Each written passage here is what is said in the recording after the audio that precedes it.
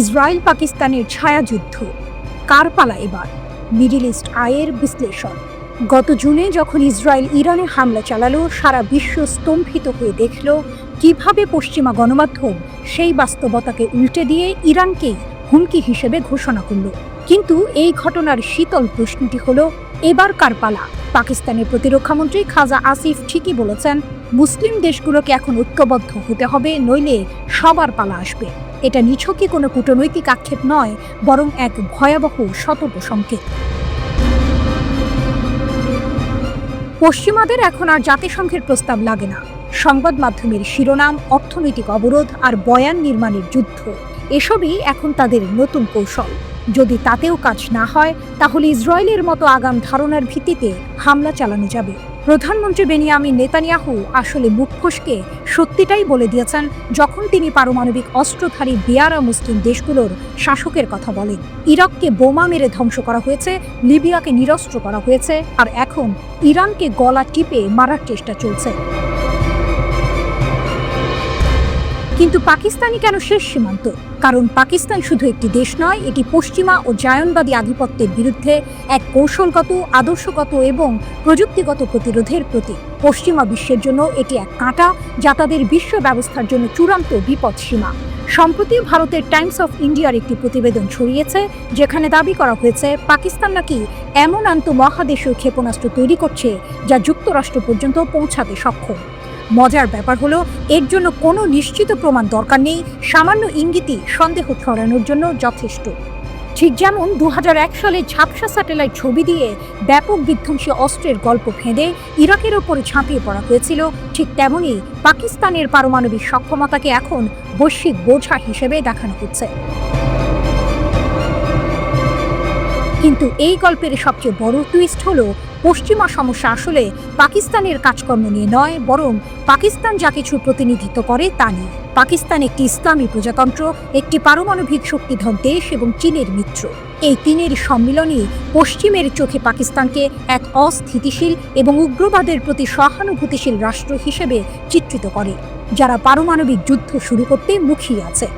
অথচ মজার বিষয় হলো, পাকিস্তান তার 7 দশকের ইতিহাসে কখনোই কোনো ধর্মভিত্তিক দলকে নির্বাচনের মাধ্যমে ক্ষমতায় আনেনি। অন্যদিকে ভারত এমন একজনকে উৎসাহের সঙ্গে ক্ষমতায় বসিয়েছে, যিনি 2002 সালের গুজরাট গণহত্যার সময় মুখ্যমন্ত্রী ছিলেন। অভিযোগ আছে তিনি সে সময় চোখ বন্ধ করে রেখেছিলেন। সেই নরেন্দ্র মোদী এখন এমন একটি দলের নেতৃত্ব দিচ্ছেন, যা প্রকাশ্যেই একটি হিন্দু জাতীয়তাবাদী রাষ্ট্র গঠনের কথা বলে, যেখানে মুসলমান ও অন্যান্য সংখ্যালঘুদের প্রান্তিক করে তোলা হবে। এরপরও ব্রিটিশ ও পশ্চিমা সংবাদ মাধ্যম ভারতকে এখনও যুক্তিবাদী রাষ্ট্র ও গণতন্ত্রের বাতিঘর হিসেবে দেখে। গত এপ্রিলে পেহেলগামী হিন্দু তীর্থযাত্রীদের ওপর হামলার পর ভারত যখন পাকিস্তানের সম্পৃক্ততার কোনো বিশ্বাসযোগ্য প্রমাণ ছাড়াই সীমান্ত পার হয়ে সামরিক অভিযান শুরু করল, পশ্চিমা সংবাদ মাধ্যম অনেকটাই দিল্লির বয়ানকে প্রশ্নহীনভাবে গ্রহণ করে। এর বিপরীতে পাকিস্তানি কর্মকর্তাদের বৈরিতাপূর্ণ সাক্ষাৎকারের মুখোমুখি হতে হয়। এখানে এক অঘোষিত কিন্তু স্পষ্ট যুক্তি কাজ করে। হিন্দু জাতীয়তাবাদী রাজনীতি যতই সহিংস হোক না কেন, তার রাজনৈতিক পছন্দ হিসেবে বৈধতা পায়। কিন্তু ইসলামপন্থী রাজনীতি ক্ষমতার ধারে কাছে না থাকলেও তাকে অস্তিত্বের হুমকি হিসেবে দেখা হয়। তাহলে পশ্চিমের এই দ্বিমুখী নীতির কারণ কি? এর মূল কারণ হলো, পাকিস্তান তাদের প্রতিষ্ঠিত বিশ্ব ব্যবস্থার বিরোধিতা করে। এটি কেবল পারমাণবিক শক্তিধর মুসলিম দেশ নয়, এটি চীনেরও মিত্র। আর এই 3টি বৈশিষ্ট্যই পশ্চিমের চোখে পাকিস্তানকে এক ভিন্ন মাত্রার হুমকি হিসেবে দাঁড় করিয়েছে। তাই এবার কার পালা? এই প্রশ্নের উত্তরটা হয়তো আমাদের ধারণার চেয়েও বেশি জটিল এবং গভীর।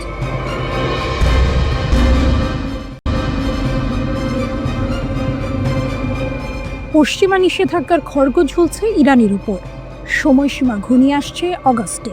কিন্তু পশ্চিমারা যখন তেহরানকে কোণঠাসা করার চেষ্টা করছে, ইরান তখন তার সামরিক সক্ষমতার এক নতুন দৃষ্টান্ত স্থাপন করেছে, যা ইসরায়েলের অত্যাধুনিক প্রতিরক্ষা ব্যবস্থাকেও চ্যালেঞ্জের মুখে ফেলে দিয়েছে। অপ্রত্যাশিত সামরিক চাল, ইসরায়েলের আকাশ প্রতিরক্ষা ভেদ। ইসরায়েলের আকাশ প্রতিরক্ষা ব্যবস্থা বিশ্ব জুড়ে বেশ সুপরিচিত। যুক্তরাষ্ট্রের সহায়তায় গড়ে ওঠা এই 4 স্তর বিশিষ্ট প্রতিরক্ষা ব্যবস্থা, যার মধ্যে রয়েছে অ্যারো 3, অ্যারো 2, ডেভিড স্লিং এবং আয়রন ডোম, যে কোনো ক্ষেপণাস্ত্র হামলা প্রতিহত করতে সক্ষম বলে দাবি করা হয়। কিন্তু অপারেশন ট্রু প্রমিস 3-তে ইরান দেখিয়ে দিয়েছে এই ব্যবস্থাতেও ফাঁক থাকতে পারে। আগে ইরান সাধারণত রাতে ব্যাপক আকারে ক্ষেপণাস্ত্র হামলা চালাতো, কিন্তু এবার তারা কৌশল বদলেছে। দিনের বেলায় ছোট ছোট নির্ভুল হামলা চালিয়ে ইসরায়েলের প্রতিরক্ষা ব্যবস্থার প্রতিক্রিয়া পর্যবেক্ষণ করেছে। হামলার পাল্লা, গতিপথ এবং সময় পরিবর্তন করে ইরান ইসরায়েলের প্রতিরক্ষা ব্যবস্থাকে তার সর্বোচ্চ সমন্বয় ক্ষমতার বাইরে নিয়ে যেতে বাধ্য করেছে। ইসরায়েলি ক্ষেপণাস্ত্র বিশেষজ্ঞ কালিস্কির ভাষায়, তারা ইসরায়েলি প্রতিরক্ষা ব্যবস্থাকে বিচ্ছিন্ন করার চেষ্টা করেছে। সবচেয়ে বড় চমক ছিল ইসরায়েলের ফাত্তা-1 হাইপারসনিক ক্ষেপণাস্ত্রের ব্যবহার। এটি শব্দের চেয়ে 10 গুণেরও বেশি গতিতে আঘাত হানতে সক্ষম এবং এর ওয়ারহেড আলাদা হতে পারে, যা এটিকে ট্র্যাক করা আরও কঠিন করে তোলে। ইসরায়েলের সবচেয়ে উন্নত ইন্টারসেপ্টর যেমন অ্যারো 3 এবং ডেভিড স্লিং তত্ত্বীয়ভাবে এমন ক্ষেপণাস্ত্র আটকাতে সক্ষম হলেও ফাত্তা-1 ইসরায়েলের 4টি প্রতিরক্ষা স্তর ভেদ করে লক্ষ্যবস্তুতে আঘাত হানতে সক্ষম হয়েছে।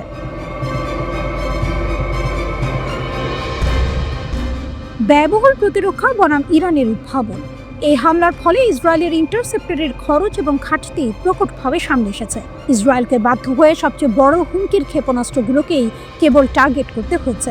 এর অর্থ হলো কিছু ক্ষেপণাস্ত্র ইসরায়েলের প্রতিরক্ষা ব্যবস্থা ভেদ করে চলে গেছে। এই ঘটনাগুলো বিশেষ করে সংঘাতের গতি এবং ভৌগোলিক নিয়ন্ত্রণ করার ইরানের ক্ষমতা, কৌশলগত ক্ষমতার ভারসাম্যে একটি উল্লেখযোগ্য পরিবর্তনের ইঙ্গিত দেয়। এমনকি পশ্চিমা বিশেষজ্ঞরাও স্বীকার করতে বাধ্য হয়েছেন যে ইরান পশ্চিমা ক্ষেপণাস্ত্র প্রতিরক্ষা মতবাদের মূল নীতিকে চ্যালেঞ্জ করেছে। র্যান্ড কর্পোরেশনের রাফায়েল কোহেন স্বীকার করেছেন, যে কোনো ক্ষেপণাস্ত্র ব্যবস্থা, এমনকি ইসরায়েলের মতো অত্যাধুনিক ব্যবস্থাও শেষ পর্যন্ত দুর্বলতা প্রকাশ করবে। তার মতে, একটি প্রতিরক্ষা ব্যবস্থার মূল বিষয় হলো নিখুঁত একক স্তর তৈরি করা নয়, বরং এর সম্মিলিত প্রভাব। কালিস্কি যেমনটি বলেছেন, আমরা উভয়েই শেখার প্রক্রিয়ায় আছি।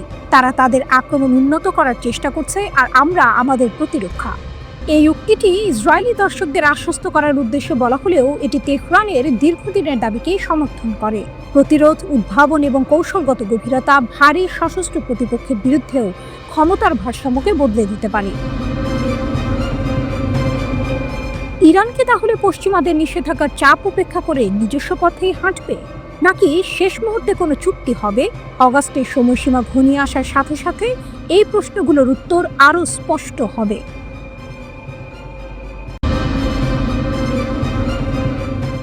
13 জুন ভোরবেলা ইসরায়েলের আগ্রাসন শুরু হয় ইরানের পরমাণু স্থাপনা, সামরিক ঘাঁটি, এমনকি চিকিৎসা কেন্দ্র আর কারাগারে। একের পর এক হামলায় ইরানের শীর্ষ নেতা, কর্মকর্তা সহ বহু নিরীহ মানুষ নিহত হন। যখন মনে হচ্ছিল ইরান হয়তো বড় ধরনের সংকটে পড়তে যাচ্ছে, তখনই সামনে আসেন ইরানের শীর্ষ নেতা আয়াতুল্লাহ আলী খামেনি। তার একটিমাত্র ঘোষণা, ইরানের জাতীয় নিরাপত্তার ওপর যে কোনো আঘাতেরই কঠোর জবাব দেওয়া হবে। পরিস্থিতি সম্পূর্ণ পাল্টে দেয়। কিন্তু কিভাবে তিনি এই যুদ্ধের মোড় ঘুরিয়ে দিলেন? যুদ্ধের শুরুতে শীর্ষ সেনা কর্মকর্তাদের শাহাদাত ইরানের সামরিক চেইন অফ কমান্ড ভেঙে দেওয়ার মতো পরিস্থিতি তৈরি করেছিল। কিন্তু খামেনি সেখানে কোনো বিশৃঙ্খলা হতে দেননি। তিনি অবিশ্বাস্য দ্রুততার সাথে নতুন কমান্ড কাঠামো তৈরি করেন এবং সরাসরি নতুন কমান্ডারদের নিয়োগ দিয়ে সামরিক অভিযান পরিচালনার নির্দেশ দেন। মাত্র কয়েক ঘন্টার ব্যবধানে ইরান সংগঠিত হয়ে তেল আবিবের অস্ত্রাগার, সামরিক ঘাঁটি এবং বিমান প্রতিরক্ষা স্থাপনা লক্ষ্য করে ভয়ঙ্কর পাল্টা হামলা শুরু করে। এই দ্রুত ও কার্যকর পাল্টা জবাবের পেছনে দুটি কারণ ছিল। প্রথমত, ইরান আগে থেকেই সামরিক মহড়ার বিকল্প কমান্ড সেন্টারের প্রশিক্ষণ নিয়ে রেখেছিল। আর দ্বিতীয়ত, খামেনি নিজে সরাসরি সেনাবাহিনীর সর্বাধিনায়কের ভূমিকা পালন করেন, যাতে কোনো সিদ্ধান্তে দেরি না হয়। আধুনিক যুদ্ধে দ্রুত সিদ্ধান্ত গ্রহণ এবং সেগুলো দ্রুত বাস্তবায়ন কতটা জরুরি তা এই ঘটনায় পরিষ্কার হয়ে যায়। ইরান প্রমাণ করে তারা শুধু যুদ্ধ করতে জানে না, বরং আধুনিক যুদ্ধ কৌশলেও তারা পারদর্শী। সাধারণত যুদ্ধকালীন সময়ে শীর্ষ নেতারা পর্দার আড়ালে থেকেই নির্দেশনা দেন, কিন্তু খামেনি ছিলেন ব্যতিক্রম। পুরো সংকটকালে তিনি 3 বার সরাসরি জনগণের উদ্দেশ্যে ভাষণ দেন। তার প্রতিটি ভাষণই ছিল কৌশলগতভাবে দারুণ সময় উপযোগী এবং আত্মবিশ্বাসে পরিপূর্ণ। প্রথম ভাষণটি তিনি দেন যখন ইরানি ক্ষেপণাস্ত্র তেল আবিবে আঘাত হানছিল। এই ভাষণে তিনি সামরিক প্রতিরোধের পাশাপাশি রাজনৈতিক বার্তা দেন এবং ইরানের আত্মরক্ষার অধিকারকে তুলে ধরেন। দ্বিতীয় ভাষণটি আসে ইসরায়েলের বিচ্ছিন্ন পাল্টা হামলার ষষ্ঠ দিনে। তিনি শান্ত কিন্তু দৃঢ় কণ্ঠে জনগণকে আশ্বস্ত করেন এবং জানান তার নেতৃত্ব অবিচল। আর তৃতীয় ভাষণে তিনি সরাসরি যুদ্ধবিরতির নামে আত্মসমর্পণের আহ্বান প্রত্যাখ্যান করেন, যা ছিল বিদেশি প্রচারণার বিরুদ্ধে এক কঠিন জবাব। এই ধারাবাহিক বার্তাগুলো জনমনে আস্থা ফিরিয়ে আনে, গুজব এবং শত্রুপক্ষের অপপ্রচারকে ব্যর্থ করে দেয়। ইরানের মানুষের মনোবল ভাঙার বদলে তারা আরও ঐক্যবদ্ধ হয়। ইরানের এই প্রতিরোধ এবং খামেনির নেতৃত্ব আন্তর্জাতিক অঙ্গনেও প্রশংসিত হয়। আল জাজিরা, দ্য গার্ডিয়ানের মতো আন্তর্জাতিক গণমাধ্যমে উঠে আসে যে কিভাবে ইরান সীমিত ক্ষয়ক্ষতির মধ্য দিয়ে ইসরায়েলকে পিছু হটতে বাধ্য করেছে। সামাজিক যোগাযোগ মাধ্যমেও খামেনি আলোচনার কেন্দ্রবিন্দুতে পরিণত হয়। ফলে বিশ্ব জনমতের এক বড় অংশ ইরান এবং তার নেতৃত্বের প্রতি সহানুভূতি এবং সমর্থন দেখায়। যুদ্ধের পরপরই পশ্চিমা মিডিয়াগুলো খামেনির সম্ভাব্য হত্যার গুজব ছড়াতে থাকে, কিন্তু মহরম উপলক্ষে শোক অনুষ্ঠানে তার সরব উপস্থিতি এসব অপপ্রচারের দাঁত ভাঙা জবাব হয়ে দাঁড়ায়। কোনো বক্তব্য না দিয়ে শুধু উপস্থিতির মাধ্যমে তিনি প্রমাণ করেন ইরান নিরাপদ, স্থিতিশীল এবং তার নেতৃত্ব অটুট। এটি ছিল এক প্রতীকী শক্তি প্রদর্শন যা শত্রুদের সব কৌশলকে নস্যাৎ করে দেয়।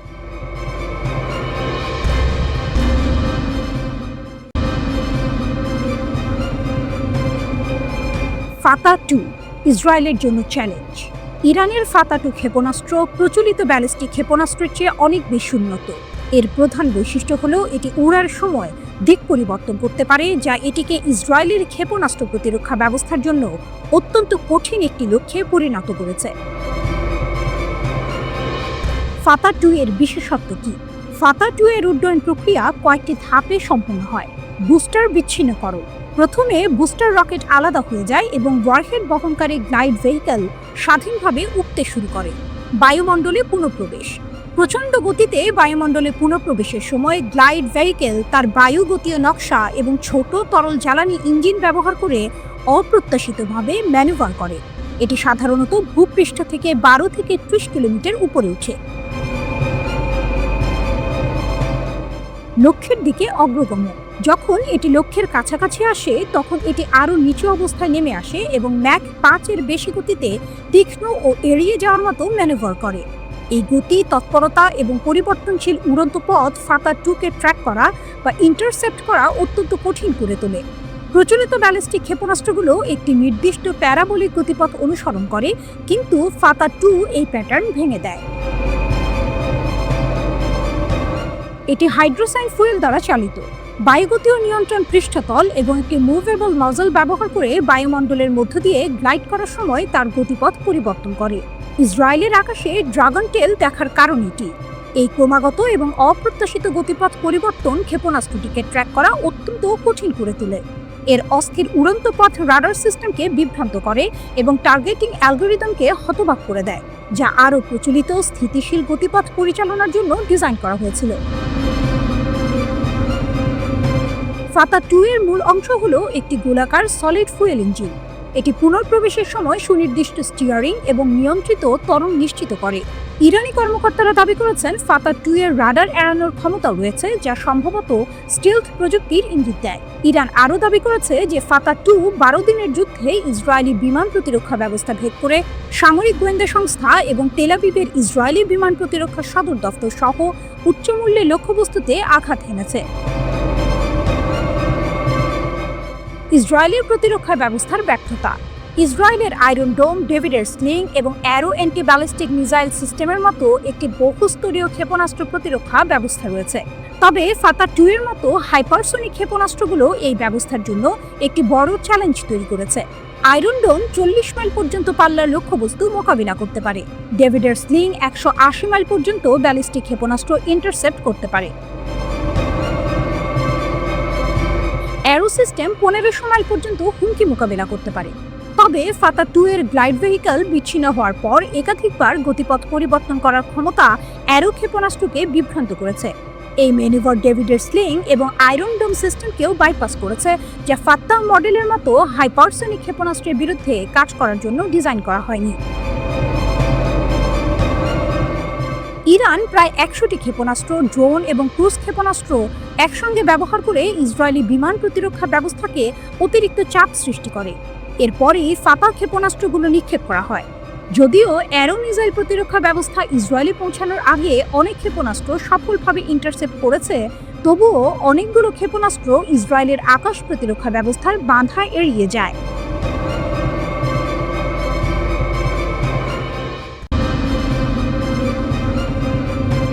এক অদ্ভুত যুদ্ধ, ইসরায়েল ইরান সংঘাত ও পর্দার আড়ালের রাজনীতি। ১৩ জুন ২০২৫ ভোর ৩টা। ২০০-এরও বেশি ইসরায়েলি যুদ্ধবিমান প্রবেশ করল ইরানের আকাশ সীমায়। তাদের লক্ষ্য ছিল ১০০-টিরও বেশি পারমাণবিক, সামরিক এবং অবকাঠামো লক্ষ্যবস্তু। এটি ছিল একটি সমন্বিত হামলা। এরপরের ১২ দিনের যুদ্ধকে কেউ কেউ বলছেন ইতিহাসের সবচেয়ে অদ্ভুত যুদ্ধ, কারণ এই যুদ্ধের ৩ প্রধান পক্ষ, ইরান, ইসরায়েল ও মার্কিন যুক্তরাষ্ট্র, প্রত্যেকেই নিজেদের বিজয় দাবি করেছে। ইসরায়েল এই অভিযানের নাম দিয়েছিল অপারেশন রাইজিং লায়ন। ইসরায়েলি প্রধানমন্ত্রী নেতানিয়াহু দাবি করেন এটি ছিল আত্মরক্ষার পদক্ষেপ। কিন্তু অদ্ভুত বিষয় হলো, ইরান কোনো ধরনের উস্কানি দেয়নি। ইসরায়েল হঠাৎ করে বোমা হামলা শুরু করে। গত ৩১ মে জাতিসংঘের পারমাণবিক পর্যবেক্ষণ সংস্থা IAEA এর একটি গোপনীয় প্রতিবেদন ফাঁস হয়েছিল। এতে উল্লেখ করা হয়েছিল যে ইরানের কাছে প্রায় ৪০০ কেজি ৬০% সমৃদ্ধ ইউরেনিয়াম আছে, যা দিয়ে ১০টি পারমাণবিক অস্ত্র তৈরি করা সম্ভব। ইরান পারমাণবিক অস্ত্র তৈরি না করলেও পারে। এই সম্ভাবনাকে কাজে লাগিয়ে আমেরিকা ও ইসরায়েল ইরানকে লক্ষ্যবস্তু বানায়। এই হামলার পেছনে আরও ২টি গুরুত্বপূর্ণ বিষয় কাজ করেছে। প্রথমত, ডোনাল্ড ট্রাম্পের হাতে ইরানের সঙ্গে করা পূর্ববর্তী পরমাণু চুক্তি বাতিল হওয়া। দ্বিতীয়ত, ইসরায়েলের প্রধানমন্ত্রী বেনিয়ামিন নেতানিয়াহুর বিরুদ্ধে নিজ দেশে চলা দুর্নীতির মামলা। ১৩ জুন রাতে ইরান ডজন ডজন ক্ষেপণাস্ত্র ও ড্রোন দিয়ে ইসরায়েলকে পাল্টা হামলা দেয়। বেশিরভাগ হামলা প্রতিহত হলেও তেল আবিব ও জেরুজালেমের কিছু স্থান আঘাতপ্রাপ্ত হয়। এরপর দুদেশ একে অপরের ওপর হামলা চালাতে থাকে, যেখানে উভয় পক্ষে হতাহতের ঘটনা ঘটে। ১৯ জুন ডোনাল্ড ট্রাম্প ইরানকে পারমাণবিক চুক্তি করার জন্য ২ সপ্তাহের সময় দেয়। কিন্তু মাত্র ২ দিন পরেই ২১ জুন রাতে প্রায় ১২৫টি মার্কিন বিমান ইরানের আকাশসীমায় প্রবেশ করে। তাদের লক্ষ্য ছিল ইরানের ৩টি প্রধান পারমাণবিক স্থাপনা, ফোর্ডো, নাতানজ এবং ইস্পাহান। এই স্থাপনাগুলো মাটির অনেক গভীরে অবস্থিত হওয়ায় প্রচলিত বোমা দিয়ে ধ্বংস করা কঠিন ছিল। তাই তাদের ওপর বাংকার বাস্টার বোমা ব্যবহার করা হয়, যা ৬০ মিটারের বেশি গভীরে প্রবেশ করতে সক্ষম। মার্কিন যুক্তরাষ্ট্র এই প্রথম কোনো সংঘাতে এই ধরনের বোমা ব্যবহার করল। এই মিশনে ব্যবহৃত B-2 স্টেলথ বোমার বিমানটি ৩৫ ঘন্টা উড়ে এই হামলা চালায়। ইস্পাহান পরমাণু কেন্দ্রকে লক্ষ্য করে সাবমেরিন থেকে টমাহক ক্ষেপণাস্ত্র নিক্ষেপ করা হয়েছিল। এই হামলার পর ডোনাল্ড ট্রাম্প এটিকে সফল সামরিক অভিযান হিসেবে ঘোষণা করেন এবং দাবি করেন ইরানের পারমাণবিক সমৃদ্ধকরণ স্থাপনাগুলো সম্পূর্ণ ধ্বংস হয়ে গেছে। ২৩ জুন ইরান পাল্টা হামলা চালায় কাতারের আল উদেইদ আমেরিকান বিমান ঘাঁটিতে। মধ্যপ্রাচ্যে এটি মার্কিন যুক্তরাষ্ট্রের সবচেয়ে বড় সামরিক ঘাঁটি। ইরান ১৯টি ক্ষেপণাস্ত্র নিক্ষেপ করলেও মাত্র একটি বিমান ঘাঁটিতে আঘাত হানে। এতে বড় ধরনের ক্ষতি না হলেও মধ্যপ্রাচ্যের আকাশপথে সব ধরনের বিমান চলাচল প্রায় ৮ থেকে ১০ ঘন্টার জন্য বন্ধ হয়ে যায়। অনেকেই তখন তৃতীয় বিশ্বযুদ্ধের আশঙ্কা করছিলেন। কিন্তু এর পরের দিনই হঠাৎ করে যুদ্ধ থেমে যায়। ডোনাল্ড ট্রাম্প সম্পূর্ণ যুদ্ধবিরতির ঘোষণা করেন। সবার মনে প্রশ্ন জাগে, কি হচ্ছে? ভূ রাজনৈতিক বিশেষজ্ঞরা মনে করেন ইরান এই যুদ্ধ চালিয়ে যেতে চায়নি, কিন্তু ইসরায়েল আগে হামলা করায় ইরান তার জনগণকে বোঝাতে চেয়েছিল যে তারা যথাযথ পাল্টা জবাব দিয়েছে। ২৩ জুনের হামলায় ইরান কাতার ও মার্কিন যুক্তরাষ্ট্রকে আগাম সতর্ক করেছিল, যার ফলে মার্কিন যুক্তরাষ্ট্র তাদের বেশিরভাগ বিমান সরিয়ে নিতে পেরেছিল এবং ক্ষয়ক্ষতির পরিমাণ কম হয়েছিল। ইরানের সর্বোচ্চ নেতা দাবি করেন তাদের পারমাণবিক স্থাপনার তেমন ক্ষতি হয়নি এবং তারা যুদ্ধে জয়ী হয়েছেন। অন্যদিকে ট্রাম্প নিজেকে যুদ্ধ থামানোর নায়ক হিসেবে উপস্থাপন করেন এবং নোবেল পুরস্কারের দাবি করেন। ইসরায়েলি প্রধানমন্ত্রী নেতানিয়াহু নিজেকে বিজয়ী দাবি করেন ইসরায়েল ইরানের সব পারমাণবিক স্থাপনা ধ্বংস করে দিয়েছে। ইসরায়েলিদের মধ্যে ৭০% এই হামলাকে সমর্থন করে। মজার ব্যাপার হলো, ইসরায়েলি বেনিয়ামিন নেতানিয়াহুর বিরুদ্ধে দুর্নীতির ৩টি মামলা চলছে।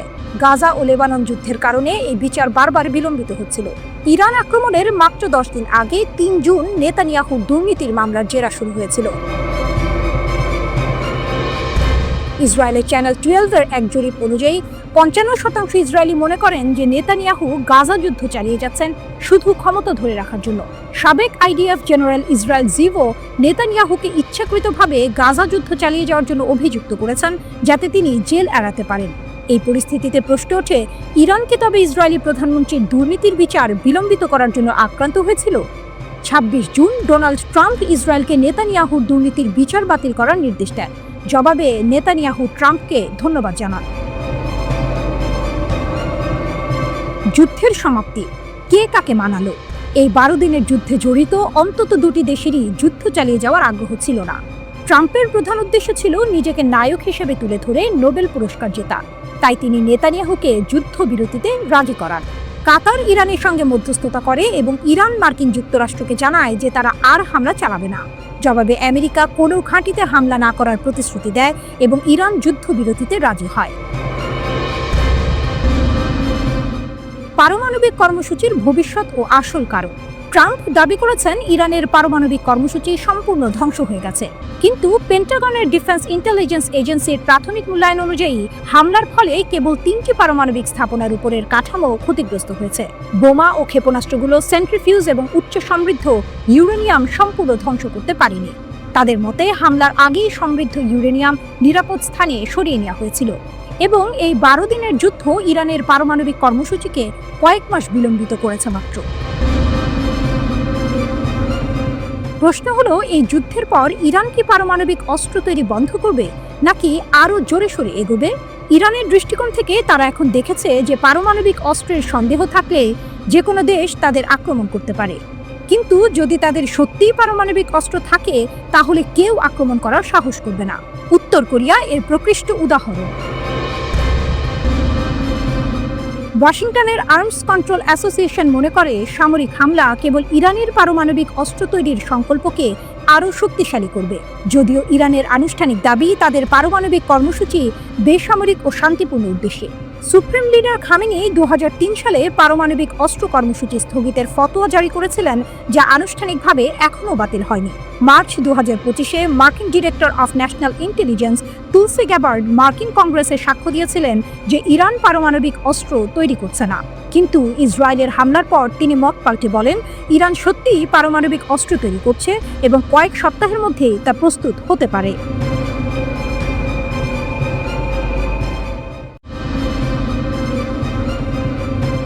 ইরান ইসরায়েল গুপ্তচর যুদ্ধ, তেহরানের পাল্টা আঘাত।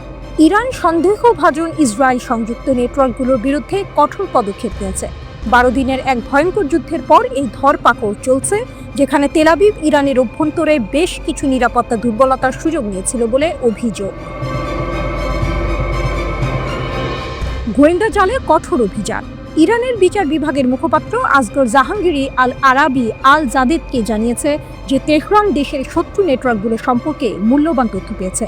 তিনি আরও যোগ করে এই গোষ্ঠীগুলোর বিরুদ্ধে সুনির্দিষ্ট, সিদ্ধান্তমূলক এবং দ্রুততার সাথে অভিযান চালানো হচ্ছে। এই অভিযানে গুপ্তচর বৃত্তির অভিযোগে বেশ কয়েকজনকে গ্রেপ্তার করা হয়েছে। যদিও আদালতের রায় না আসা পর্যন্ত কাউকে গুপ্তচর বলা বা শাস্তি দেওয়া হবে না বলে জানানো হয়েছে, তবে শত্রুদের দ্বারা তাদের শোষণ করার সম্ভাবনার কারণে মামলাগুলো সম্পর্কে বিস্তারিত তথ্য প্রকাশ করা হচ্ছে না। ইসরায়েলি গুপ্তচরদের কথিত হত্যাকাণ্ডের বিষয়ে জাহাঙ্গীরি মন্তব্য করেছেন, আমি এটি নিশ্চিত করছি না। যুদ্ধ আর গোয়েন্দা তৎপরতার যোগসূত্র। ইরানের সাথে ইসরায়েলের সাম্প্রতিক যুদ্ধকালে তেল আবিব সত্যি দেশের অভ্যন্তরে গোয়েন্দা তথ্য সংগ্রহ ও হামলা চালানোর জন্য তাদের নেটওয়ার্ক ব্যবহার করতে সক্ষম হয়েছিল, যা ইরানও স্বীকার করেছে।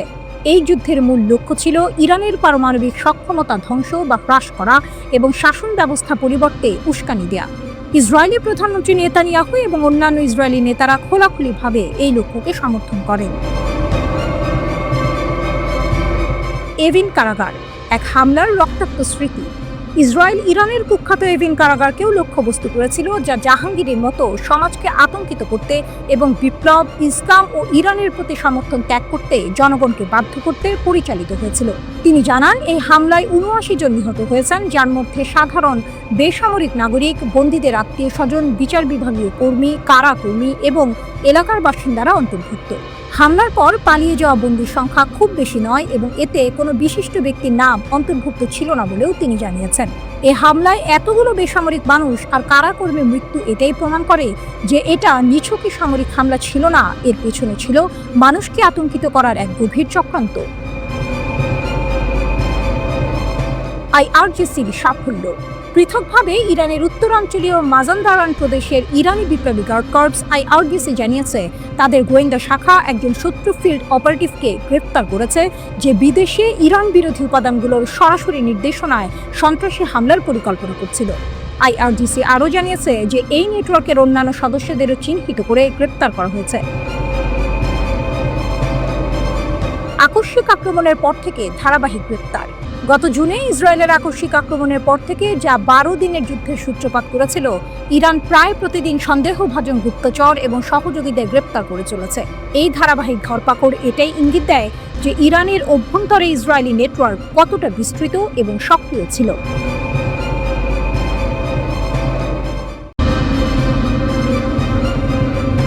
মার্কিন ঘাঁটিতে ইরানের হামলায় বড় সড়ক ক্ষতি।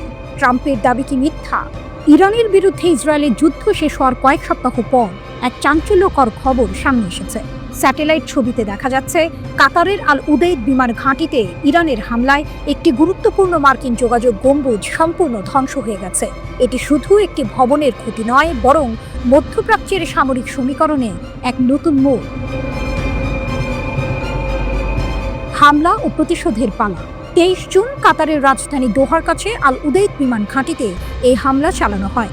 এই হামলা ছিল তেহরানের 3টি পারমাণবিক স্থাপনায় মার্কিন বোমা হামলার প্রতিশোধ। এই হামলার পরই মার্কিন প্রেসিডেন্ট ডোনাল্ড ট্রাম্পের মধ্যস্থতায় যুদ্ধবিরতি হয় এবং ইরানের বিরুদ্ধে ইসরায়েলের 12 দিনের আগ্রাসন শেষ হয়। প্ল্যানেট ল্যাবস পিবিসি এর স্যাটেলাইট ছবিতে স্পষ্ট দেখা যাচ্ছে 23 জুন সকালে আল উদেইদ বিমান ঘাঁটিতে একটি জিওডেসিক ডোম অক্ষত ছিল হামলার মাত্র কয়েক ঘন্টা আগে। এই $15 মিলিয়ন অত্যাধুনিক এন্টারপ্রাইজ টার্মিনাল 2016 সালে স্থাপন করা হয়েছিল, যা ঘাঁটির নিরাপদ যোগাযোগের জন্য ব্যবহৃত হতো। কিন্তু 25 জুনের পরের ছবিগুলোতে সেই গম্বুজটি আর দেখা যাচ্ছে না। তার জায়গায় শুধু ধ্বংসাবশেষ। কাছাকাছি একটি কাঠামোরও ক্ষতি হয়েছে, যদিও ঘাঁটির বাকি অংশ অক্ষত রয়েছে। কি দিয়ে হামলা? রহস্যের গন্ধ। অ্যাসোসিয়েটেড প্রেসের স্যাটেলাইট চিত্র বিশ্লেষণ অনুযায়ী যদিও কোনো টুকরো বা অন্য কোনো বস্তু গম্বুজটিতে আঘাত করতে পারে, তবে ধ্বংসের ধরন ইঙ্গিত দেয় যে ইরানি আক্রমণ সম্ভবত ড্রোন বা বোমা বহনকারী ছোট বিমান দ্বারা পরিচালিত হয়েছে। কারণ কাছাকাছি কাঠামোর দৃশ্যমান ক্ষতি খুবই সামান্য। এটি এক বড় টুইস্ট। যদি ড্রোন দিয়ে এত বড় ক্ষতি করা যায়, তবে ইরানের সামরিক সক্ষমতা নিয়ে নতুন করে ভাবতে হবে। ট্রাম্পের দুর্বল প্রতিক্রিয়া এবং বাস্তবতা। যুক্তরাষ্ট্রের প্রেসিডেন্ট ট্রাম্প ইরানের এই আক্রমণকে খুব দুর্বল প্রতিক্রিয়া হিসেবে বর্ণনা করেছিলেন। তিনি দাবি করেন তেহরান 14টি ক্ষেপণাস্ত্র নিক্ষেপ করলেও তার মধ্যে 13টি আটকানো হয়েছে এবং একটি ইচ্ছাকৃতভাবে বাধা ছাড়াই যেতে দেওয়া হয়েছিল, কারণ সেটি অহুমকিপূর্ণ দিকে যাচ্ছিল। এমনকি তিনি ইরানকে ধন্যবাদও জানিয়েছিলেন আগে ভাগে জানানোর জন্য, যার ফলে কোনো প্রাণহানি হয়নি বলে তার দাবি। কিন্তু ট্রাম্পের এই দাবি বাস্তবতার সঙ্গে কতটা মেলে তা নিয়ে প্রশ্ন উঠছে। ইরানের পক্ষ থেকে নিশ্চিতকরণ। এদিকে এপির বিশ্লেষণকে সমর্থন করে ইরানের সর্বোচ্চ নেতা সাইয়েদ আলী খামেনির একজন উপদেষ্টা আহমদ আল মোলহোদা দাবি করেছেন যে এই আক্রমণে ঘাঁটির যোগাযোগ বিচ্ছিন্ন হয়ে গেছে। তিনি আরও বলেন, ঘাঁটির সমস্ত সরঞ্জাম সম্পূর্ণরূপে ধ্বংস হয়ে গেছে এবং এখন মার্কিন কমান্ড স্ট্রিম এবং আল উদেইদ ঘাঁটি থেকে তার অন্যান্য সামরিক ঘাঁটির সাথে সংযোগ সম্পূর্ণভাবে বিচ্ছিন্ন করা হয়েছে। আল মোলহোদার এই দাবি যদি সত্য হয়, তাহলে এটি যুক্তরাষ্ট্রের জন্য একটি বড় সামরিক এবং কৌশলগত পরাজয়। ট্রাম্পের দুর্বল প্রতিক্রিয়া দাবি কি তাহলে সম্পূর্ণ মিথ্যে ছিল? স্যাটেলাইট ছবি এবং ইরানের কর্মকর্তার দাবি মিলে গেলে এটি শুধু একটি ডোম ধ্বংসের ঘটনা নয়, বরং যুক্তরাষ্ট্রের সামরিক সক্ষমতা এবং মধ্যপ্রাচ্যে তাদের প্রভাব নিয়ে নতুন করে প্রশ্ন তুলবে।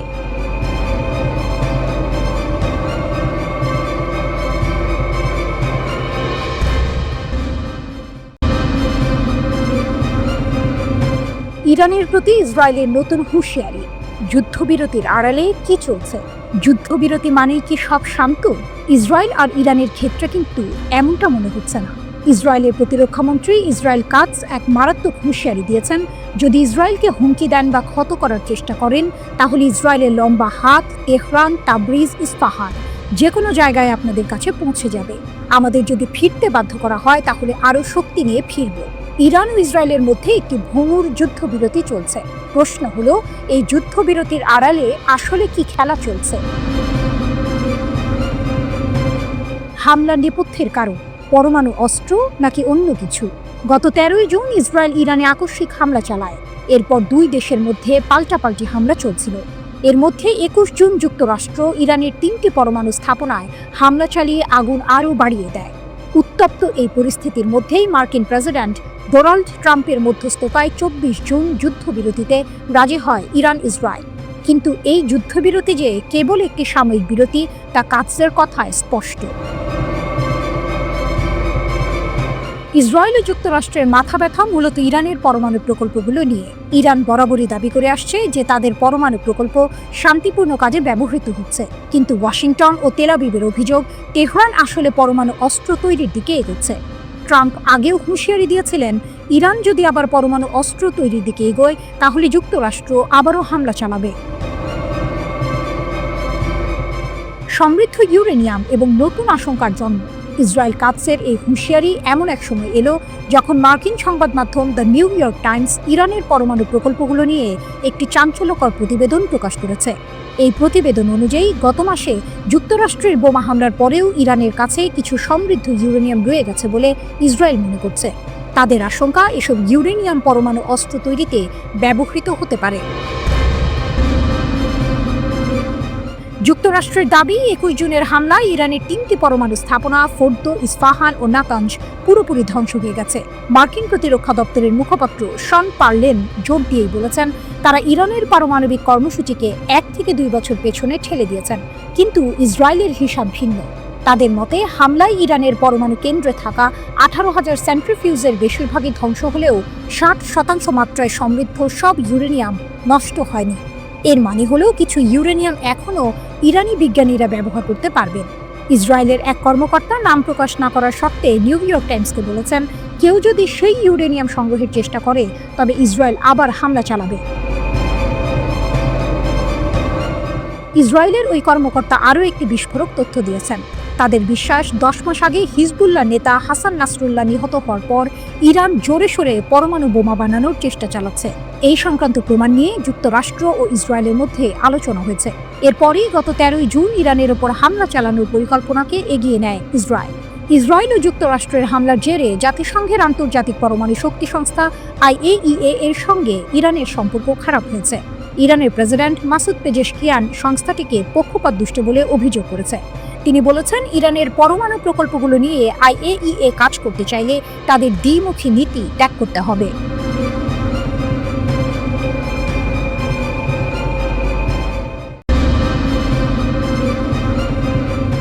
দুর্ভেদ্য ইসরায়েলের বর্মে ফাটল, অভ্যন্তরীণ অনুপ্রবেশে কি দায়ী? গত 13ই জুন ইরান ও ইসরায়েলের মধ্যে শুরু হওয়া পাল্টাপাল্টি হামলার তীব্রতা যখন আকাশ ছুঁয়েছে, তখনই বিশ্বের সামনে উন্মোচিত হলো এক বিস্ফোরক তথ্য। ইসরায়েলের তথাকথিত দুর্ভেদ্য আকাশ প্রতিরক্ষা ব্যবস্থা যে আসলে কতটা ভঙ্গুর তা প্রমাণ করে দিল একটি চাঞ্চল্যকর video. The sons of Ruhullah নামের এক সংগঠনের প্রকাশিত ভিডিওটি ইসরায়েলিদের রাতের ঘুম কেড়ে নিয়েছে এবং প্রশ্ন তুলেছে, ইসরায়েলের গর্ব আয়রন ডোম কি তাহলে ভেতর থেকেই দুর্বল হয়ে গেছে? 17ই জুন ভোরে ইসরায়েলে যখন ইরানের 10ম দফার ক্ষেপণাস্ত্র ও ড্রোন হামলা চলছিল, তখনই ঘটে সেই অবিশ্বাস্য ঘটনা। তেল আবিবের মধ্যাঞ্চলে ইসরায়েলেরই একটি আত্মঘাতী ক্ষেপণাস্ত্র আঘাত হানে। প্রথম দিকে ইসরায়েলি সংবাদ মাধ্যমগুলো একে ক্ষেপণাস্ত্রের পথ বিশ্লেষণ সংক্রান্ত উপাত্তে ভুল বা সংকেতে বিঘ্ন ঘটা বলে চালিয়ে দিচ্ছিল। কিন্তু দ্য সন্স অফ রুহুল্লাহ এর ভিডিওটি প্রকাশের পর সব হিসেব বদলে গেল। ভিডিওতে দেখা যায় ইসরায়েলি প্রতিরক্ষা ব্যবস্থা নিয়ন্ত্রণ কক্ষের ভেতরকার দৃশ্য। স্ক্রিনগুলোতে ক্ষেপণাস্ত্র প্রতিহত করার নির্ধারিত লক্ষ্যপথ বদলে যেতে দেখা যাচ্ছে। সবচেয়ে চাঞ্চল্যকর দাবিটি করে দ্য সন্স অফ রুহুল্লাহর সদস্যরা। তারা ভিডিওতে সরাসরি বলেছেন, আমরা হামলার সময় নিয়ন্ত্রণ কক্ষে ছিলাম, ভেতর থেকেই ওই প্রতিরক্ষা ব্যবস্থা পরিচালনা করেছি। ওই আত্মঘাতী হামলাটি কোনো ভুল ছিল না, এটা আমাদের নেওয়া সিদ্ধান্ত ছিল। স্বাধীন বিশ্লেষকরা ভিডিওটির সত্যতা যাচাই করেছেন এবং এর ইন্টারফেসের নকশা, সরাসরি সম্প্রচারের ফুটেজ এবং কমান্ড লাইন ইসরায়েলের আসল প্রতিরক্ষা ব্যবস্থার সঙ্গে মিলে যাওয়ার কথা জানিয়েছেন। যদি এটি সত্যি হয় তাহলে এটি হবে ইসরায়েলের সবচেয়ে সুরক্ষিত সামরিক স্থাপনায় এক বড় ধরনের অনুপ্রবেশের ঘটনা। আর এই অনুপ্রবেশের নায়ক হিসেবে পর্দার আড়ালে থেকে কাজ করেছে ইরান সমর্থিত শক্তি। এই ঘটনা শুধু এককভাবে একটি ভুল ছিল না, বরং বিশ্লেষকরা এখন ইসরায়েলের আকাশ প্রতিরক্ষা ব্যবস্থার পূর্ববর্তী ব্যর্থতার ঘটনাগুলো নতুন করে খতিয়ে দেখছেন।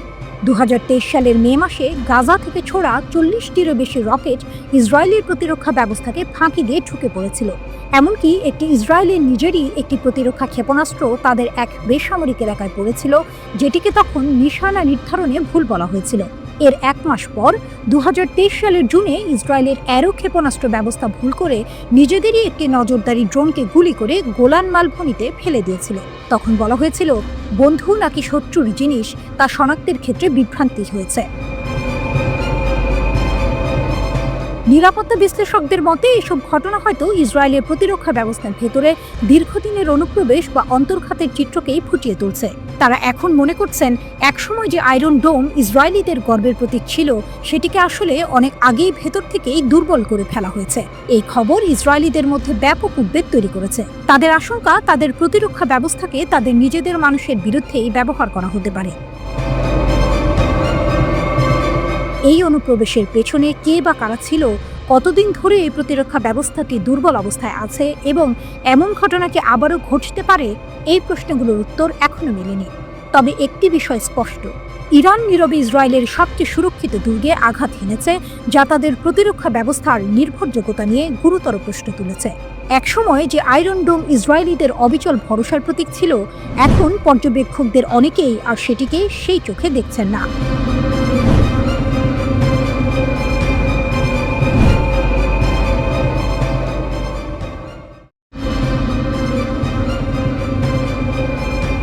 যুদ্ধবিরতির আড়ালে চীনের ক্ষেপণাস্ত্র পেল ইরান। রহস্যময় চুক্তি ও ক্ষমতার খেলা। ইসরায়েলের সঙ্গে 12 দিনের ভয়ঙ্কর সংঘাতের রেশ কাটতে না কাটতেই এক চাঞ্চল্যকর খবর সামনে এসেছে। যুদ্ধবিরতির ঠিক পরপরই চীনের কাছ থেকে অত্যাধুনিক ভূমি থেকে আকাশে উৎক্ষেপণযোগ্য ক্ষেপণাস্ত্র SAM হাতে পেয়েছে ইরান। এ যেন আগুনের পরশমণি। কিন্তু কেন এই মুহূর্তে? ইসরায়েলের হামলায় নিজেদের আকাশ প্রতিরক্ষা ব্যবস্থার দুর্বলতাগুলো তেহরান খুব ভালোভাবেই টের পেয়েছে, আর তাই এখন তারা নিজেদের অস্ত্র ভাণ্ডারকে আরও শক্তিশালী করার দিকে মনোযোগী।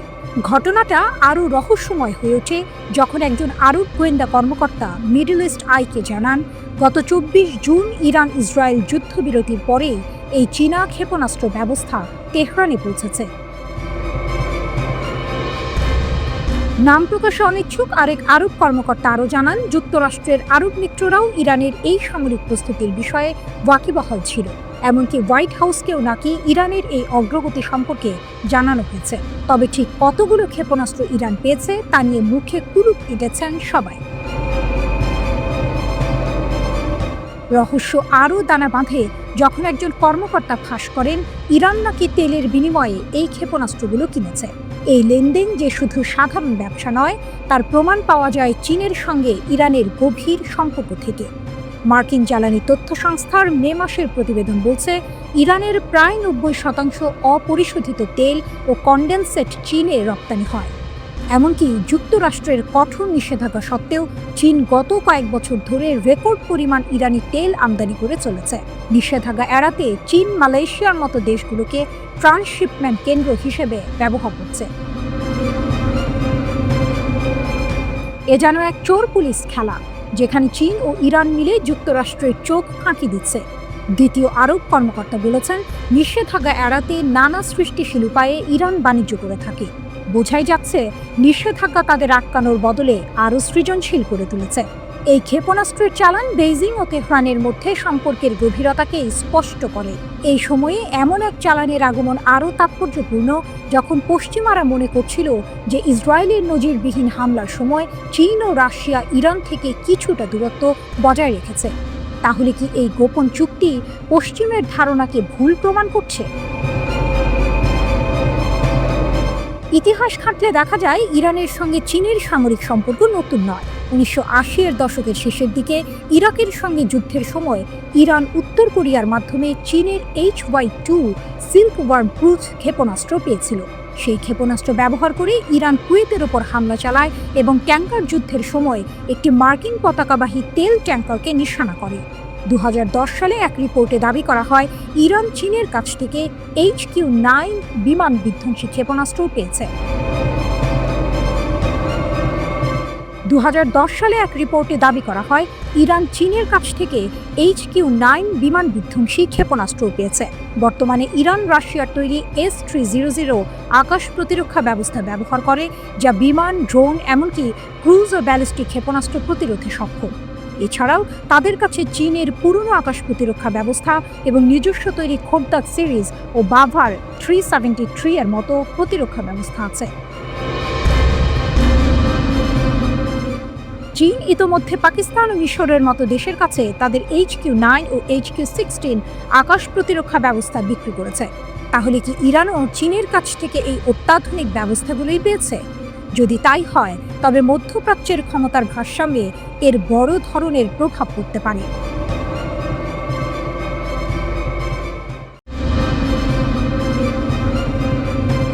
ইসরায়েল যুদ্ধ চাইছে আর ইরান আছে পূর্ণ প্রস্তুতিতে।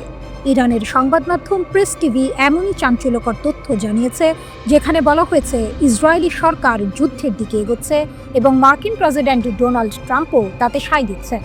ইসরায়েলের যুদ্ধাভিলাষ ও ট্রাম্পের মদত। নাম প্রকাশ না করার শর্তে সূত্রটি জানিয়েছে ইরান মনে করছে ইসরায়েলি প্রধানমন্ত্রী বেনিয়ামিন নেতানিয়াহুর সাথে ট্রাম্পের আসন্ন বৈঠক 12 দিনের যুদ্ধের আগে তাদের পরামর্শের থেকে আলাদা হবে না। ইসরায়েলি সরকার যুদ্ধ চায় এবং আমরা সন্দেহ করি যে ট্রাম্প এর বিরোধিতা করবেন। আমরাও সম্পূর্ণ প্রস্তুতিতে আছি, সূত্রটি স্পষ্ট জানিয়েছে।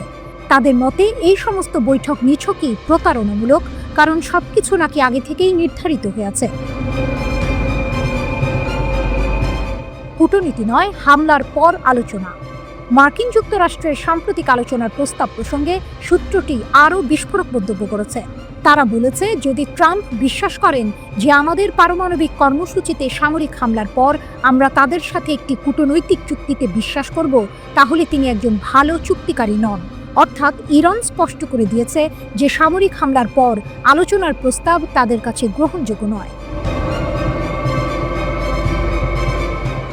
যদি না কিছু পরিবর্তন না হয়, তবে আমরা বিপরীত লক্ষণ দেখতে পাই, সূত্রটি জোর দিয়ে বলেছে। তাদের মতে যুদ্ধকালীন পরিবেশে শান্তির কোনো স্থান থাকে না। এই পর্যায় থেকে বেরিয়ে আসার পরেই আমরা শান্তির কথা ভাবতে পারি। ইসরায়েলের আগ্রাসন ও মার্কিন যুক্তরাষ্ট্রের যোগ। গত 13 জুন ভোরে ইসরায়েল ইরানের মাটিতে বিমান হামলা চালিয়ে আগ্রাসন শুরু করে। 24 ঘন্টারও কম সময়ের মধ্যে ইরান প্রতিশোধ নেয়। এরপর 9 দিন ধরে ইসরায়েলি হামলার জবাবে পাল্টা হামলা চালিয়ে যায় ইরান। 22 জুন ভোরে মার্কিন ভারী বোমারু বিমানগুলো 3টি ইরানি পারমাণবিক স্থাপনায় আক্রমণ করে এবং সংঘর্ষে প্রবেশ করে। পরের দিন সন্ধ্যায় তেহরান কাতারে অবস্থিত মধ্যপ্রাচ্য অঞ্চলের বৃহত্তম মার্কিন সামরিক বিমান ঘাঁটি আল উদেইদে ক্ষেপণাস্ত্র হামলা চালায়। মার্কিন কর্তৃপক্ষের মতে কোনো হতাহত বা উল্লেখযোগ্য ক্ষতি হয়নি। এরপর 24 জুন মার্কিন প্রেসিডেন্ট ডোনাল্ড ট্রাম্প ঘোষণা করেন ইসরায়েল এবং ইরান সম্পূর্ণ যুদ্ধবিরতিতে সম্মত হয়েছে। তবে এই যুদ্ধবিরতি কি আসলেই স্থায়ী হবে? প্রেস টিভির প্রতিবেদনে দাবি করা হয়েছে ইসরায়েল যুদ্ধ চাইছে, তবে ইরানও চুপচাপ বসে নেই। ইসলামিক রিভলিউশনারি গার্ড কর্পস IRGCর একজন উপদেষ্টা বলেছেন, ইরানের এখনও 2 বছর ধরে প্রতিদিন ইসরায়েলি ক্ষেপণাস্ত্র হামলা চালানোর মতো পর্যাপ্ত সামরিক সক্ষমতা রয়েছে। তিনি বলেন, বর্তমানে আমাদের গুদাম, ভূগর্ভস্থ ক্ষেপণাস্ত্র ঘাঁটি এবং সুযোগ সুবিধা এত বিশাল যে আমরা এখনও আমাদের বেশিরভাগ প্রতিরক্ষা ক্ষমতা এবং কার্যকর ক্ষেপণাস্ত্র প্রদর্শন করতে পারিনি। IRGC উপদেষ্টার ভাষ্য, ইসরায়েল এবং আমেরিকার সাথে যুদ্ধের ক্ষেত্রে আমরা যদি 2 বছর ধরে প্রতিদিন তাদের দিকে ক্ষেপণাস্ত্র ছুঁড়ে মারি, তবুও আমাদের স্থাপনাগুলো খালি হবে না।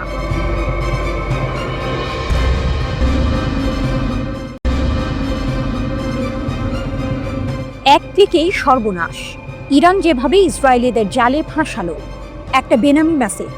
একটা টেলিগ্রাম লিঙ্ক আর লোভনীয় অর্থের হাতছানি। এভাবেই ইরান ইসরায়েলের মাটিতে তাদের গুপ্তচর বৃত্তির জাল বিছিয়েছিল। আপাত দৃষ্টিতে নিরীহ ছোট ছোট কাজ দিয়ে শুরু, যা শেষ পর্যন্ত ইসরায়েলের জন্য বিশাল এক মাথা ব্যথার কারণ হয়ে দাঁড়িয়েছিল। কিন্তু আসল চমকটা লুকিয়ে ছিল অন্য কোথাও।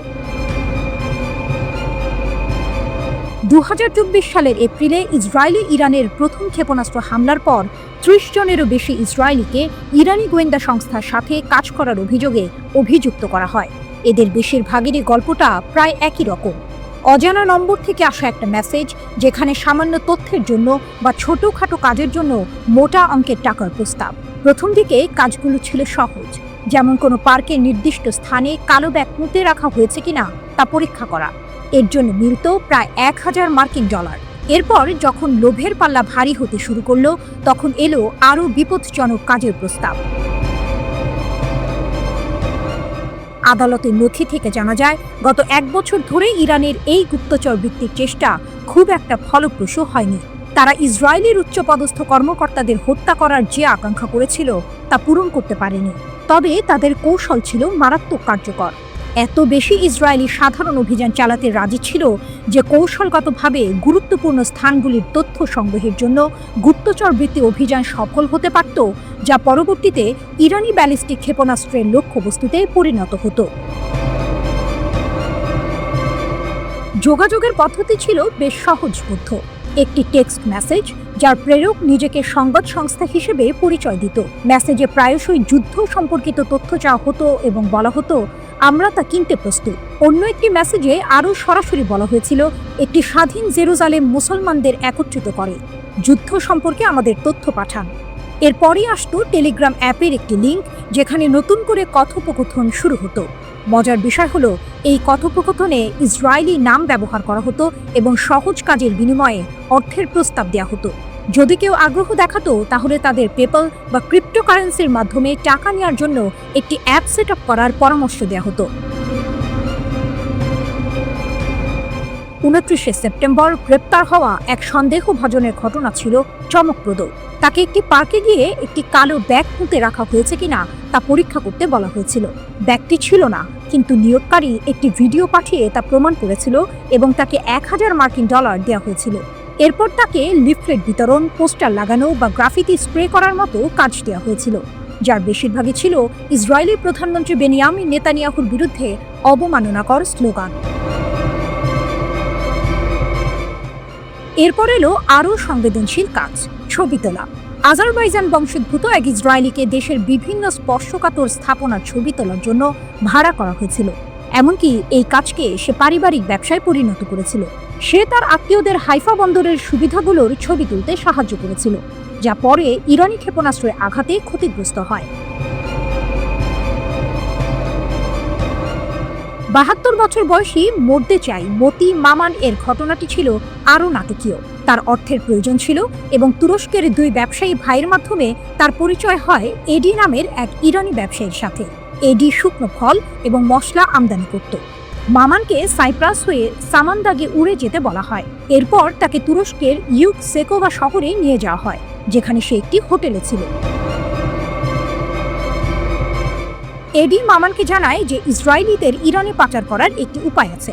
মামান রাজি হয় এবং একটি ট্রাকে লুকিয়ে ইরানে প্রবেশ করে। সেখানে এডি এবং একজন দ্বিতীয় ইরানি কর্মকর্তা মামানের সাথে একটি বিলাসবহুল হোটেলে দেখা করে এবং 3টি কাজের জন্য তাকে $1000 প্রস্তাব দেয়। ইসরায়েলের নির্দিষ্ট স্থানে টাকা বা বন্দুক রেখে আসা, জনাকীর্ণ স্থানের ছবি তোলা এবং অন্যান্য এজেন্টদের হুমকি দেয়া, যারা শত্রুতাপূর্ণ মিশন পরিচালনার জন্য ইরান থেকে তহবিল পেয়েছিল, কিন্তু আসলে তাদের মিশন সম্পাদন করেনি।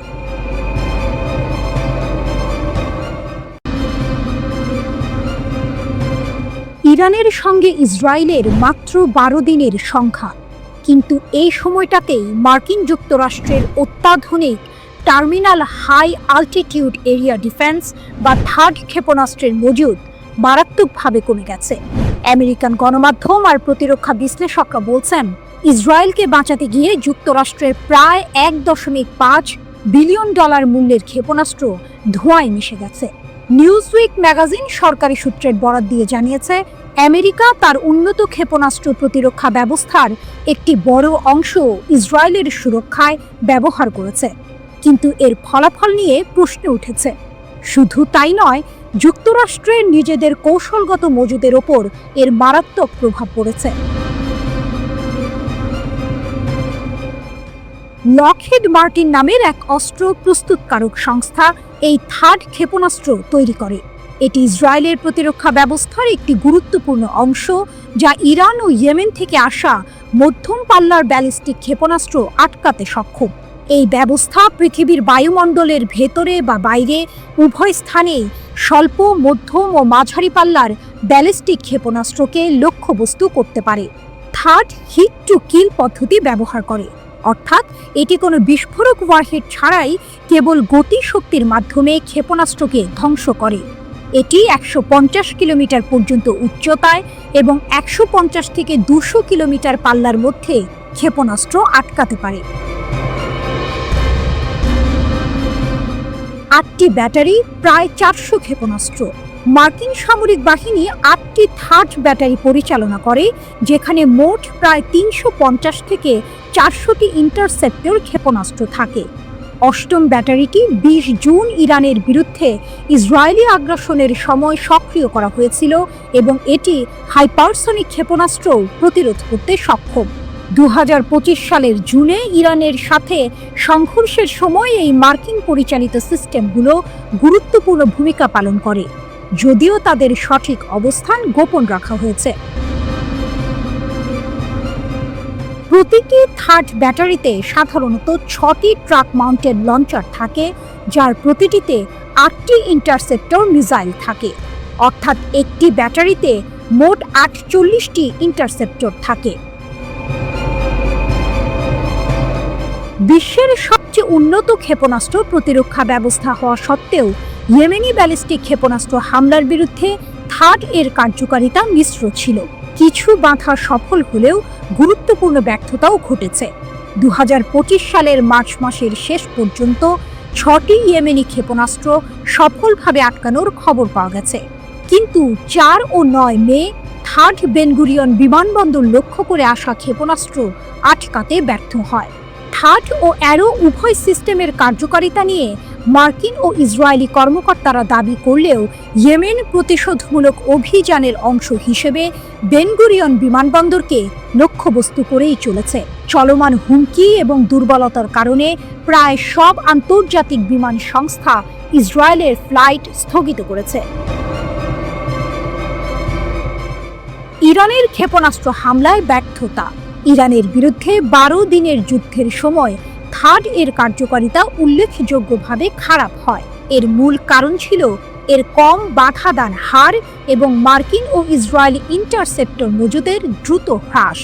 আগ্রাসনের আগে অধিকৃত ফিলিস্তিনি অঞ্চলে প্রায় 100টি থার্ড ইন্টারসেপ্টর ক্ষেপণাস্ত্র মোতায়েন করা হয়েছিল, কিন্তু ইরান প্রতিশোধমূলক অভিযানে 370 থেকে 500টি ব্যালিস্টিক ক্ষেপণাস্ত্র নিক্ষেপ করে, যা থার্ডের উপলব্ধ ক্ষমতার চেয়ে অনেক বেশি ছিল। যুদ্ধের প্রথম দিকে ইরান ইচ্ছাকৃতভাবে শত্রুর বিমান প্রতিরক্ষা ব্যবস্থা শেষ করার জন্য পুরনো তরল জ্বালানিযুক্ত ব্যালিস্টিক ক্ষেপণাস্ত্র ব্যবহার করে। ইসরায়েলের ইন্টারসেপ্টর সরবরাহ যখন উল্লেখযোগ্যভাবে কমে যায়, তখনই তারা আরও উন্নত ও কৌশলগত ক্ষেপণাস্ত্র ব্যবহার করে। জর্ডানের আলোকচিত্রী জায়েদ এম আল আব্বাসির একটি ওপেন সোর্স বিশ্লেষণ অনুমান করেছে যে ইসরায়েল 20টিরও বেশি ইরানি ক্ষেপণাস্ত্র ব্যারেজের মধ্যে মাত্র একটিতে 39টি থার্ড, 34টি অ্যারো 3 এবং 9টি অ্যারো 2 ইন্টারসেপ্টর ব্যবহার করেছে। ইন্টারসেপ্টর ব্যবহারের এত উচ্চ হারের কারণে বিশ্লেষকরা মনে করেন যে সংঘাতের প্রথম 4 থেকে 5 দিনের মধ্যে থার্ড ব্যাটারিগুলো সম্ভবত তাদের ক্ষেপণাস্ত্র সরবরাহ শেষ করে দিয়েছে। ইসরায়েলি সংবাদ মাধ্যম হারেজ ইসরায়েলি সামরিক সূত্রের বরাত দিয়ে জানিয়েছে যে প্রায় 200টি আমেরিকান এবং ইসরায়েলি ইন্টারসেপ্টর ক্ষেপণাস্ত্র উৎক্ষেপণ করা হয়েছে, যার আনুমানিক ব্যয় 5 বিলিয়ন শেকেল, প্রায় $1.5 বিলিয়ন।